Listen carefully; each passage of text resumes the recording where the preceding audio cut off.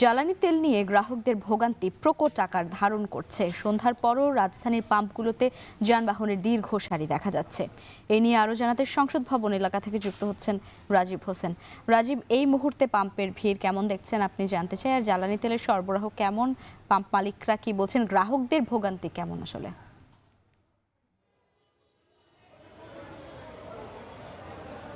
লাইভা, আমি কিন্তু দিনভর রাজধানীর বিভিন্ন জ্বালানি তেলের যে পাম্পগুলো রয়েছে সেটি কিন্তু ঘুরে দেখেছি এবং সেটিতে কিন্তু দেখতে পেয়েছি যে গ্রাহকরা অনেক পরিমাণ ভোগান্তির শিকার হচ্ছেন এবং যেটি 2-1 দিন আগেও 10 থেকে 12 ঘন্টা অপেক্ষার পর গ্রাহকরা জ্বালানি নিতে পারতেন, সেটি কিন্তু এখন বেড়ে দাঁড়িয়েছে 17 থেকে 18 ঘন্টা। এবং গ্রাহকরা যেটি বলছেন যে এই দীর্ঘ সময় ধরে অপেক্ষার কারণে তাদের যে স্বাভাবিক যে কাজকর্ম রয়েছে সেটি কিন্তু ব্যাঘাত ঘটছে। এবং এছাড়া লাইভা, আপনি জানেন যে যারা বাইকার রয়েছেন, যারা রাইড শেয়ার করেন, তারাও কিন্তু খুবই ক্ষতির সম্মুখীন হচ্ছেন। তারা যেটা বলছেন যে তাদের আয়ে অনেকটা বিরূপ প্রভাব ফেলেছে এই জ্বালানি তেলের এই সংকট। এছাড়া লাইভ, আপনি মজুদের কথা বলছিলেন, আমি যদি স্পেসিফিকলি মজুদের কথাটা বলি, এই বিষয়টি আসলে পাম্প ভেদে ভিন্ন।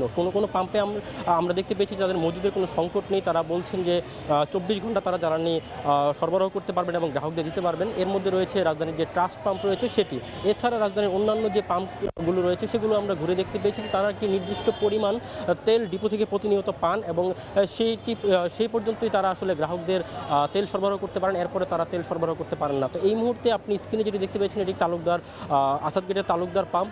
এই পাম্পে যারা এখন তেল নিচ্ছেন তারা কিন্তু 12 থেকে 13 ঘন্টা অপেক্ষার পর জ্বালানি তেলের দেখা পাচ্ছেন। এবং সেক্ষেত্রে আপনি জানেন যে ফুয়েল পাস কার্ড নামের একটি বিশেষ ব্যবস্থা চালু হয়েছে জ্বালানি তেলের স্বচ্ছতা বিতরণে, স্বচ্ছতা নিরূপণে। সেই বিষয়টি কিন্তু পুরোপুরি কার্যকর হয়নি। আমরা আজকে যেটা দেখতে পেয়েছি বা গত 2 দিন যাবত যেটি দেখছি যে পাম্পগুলোতে যারা পাস নিয়ে আসছেন তাদেরকেও যেমন তেল দেওয়া হচ্ছে এবং পাস ছাড়া যারা রয়েছেন তাদেরকেও তেল দেওয়া হচ্ছে। তো আমরা যখন পাম্প কর্তৃপক্ষকে প্রশ্ন করেছি যে আপনারা পাস ছাড়া যারা আসছে তাদেরকে তেল দিচ্ছেন না, তারা যেটা বলছেন যে অযথা বাকবিতণ্ডা এবং ঝামেলা এড়াতেই তারা আসলে কাউকেই ফিরিয়ে দিচ্ছেন না এবং সেক্ষেত্রে তারা তেলের যে পরিমাণ রয়েছে সেটি তারা কমিয়ে দিচ্ছেন এবং যারা পাস নিয়ে আসছেন তাদেরকে 500 থেকে 800 টাকা এবং যারা পাস ছাড়া আছেন তাদেরকে 1000 থেকে 1200 টাকা দিচ্ছেন। তো এই যে লাইভা, এই যে ভোগান্তি আসলে কবে নাগাদ কমবে বা সেটি জটিলতাটি কাটবে সেটি কিন্তু এই মুহূর্তে নিশ্চিত করে বলা যাচ্ছে না এবং গ্রাহকরাও চাচ্ছেন যে দ্রুতই যাতে ভোগান্তিটি শেষ হয়। এই ছিল আমার কাছে সবশেষ লাইভা।